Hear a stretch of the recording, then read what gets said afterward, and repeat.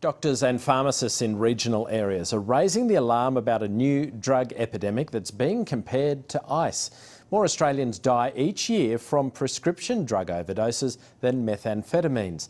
Now health experts here are warning the country is facing a crisis.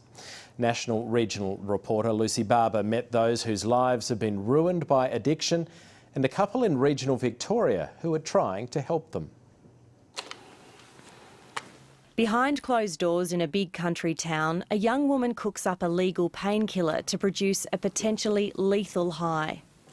Some people wake up and have breakfast. I wake up and have a shot. That's my breakfast. We've protected her identity and changed her voice because she's worried she could be hurt, even killed, if she's found talking. People overdose all the time on fentanyl because it's really dangerous. Fentanyl is prescribed by a doctor, a slow-release patch to help ease the constant pain for cancer patients. But used like this, it can kill. Because you can no longer predict or control the amount of fentanyl that you're drawing into the syringe. I've heard that described quite commonly as Russian roulette. 800 Australians die each year from prescription drug overdoses. But despite the risks, misuse is on the rise, particularly in regional areas. We've had 8 deaths in the last 12 months in this pharmacy alone. Ian Cartney runs a pharmacy in Bairnsdale in regional Victoria, a town of 14,000. I've got patients in there who are abused from 9 years old, raped, hideous crimes committed with no penalty to the perpetrator, and they have to live with these demons every day. So you ask why drugs? That's why drugs, to escape. Okay, so we have the Schedule 8 medications. He's deeply concerned that legitimate drugs like fentanyl are being used to illegally make money. We have a father who recently, 2 weeks ago, is actually going without his medication because his son is actually taking them and on selling them. We've heard countless tragic stories about the drug ice, but opioid misuse seems to have crept up on almost everyone. In the United States, addiction to drugs like fentanyl kills 150 people each day. It's still early, but there are fears that Australia could head down that road if the problem escalates. We're looking at indicators at the moment that would suggest we are going down the same track as the United States.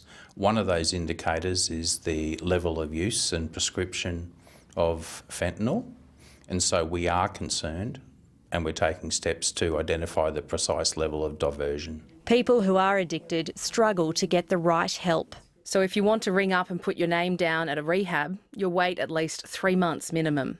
And that's why she's considered moving to a big city to find a bed. The problem's so bad that people like Margaret and Peter Down, not even directly affected by drugs, are taking action. I'll have coffee, thanks, Don. Are you having tea? Or? Yeah. Peter and Margaret Down were urged by their daughter to attend a meeting to get a sense of how bad the drug problem was in their town. Most people, like us, don't see it.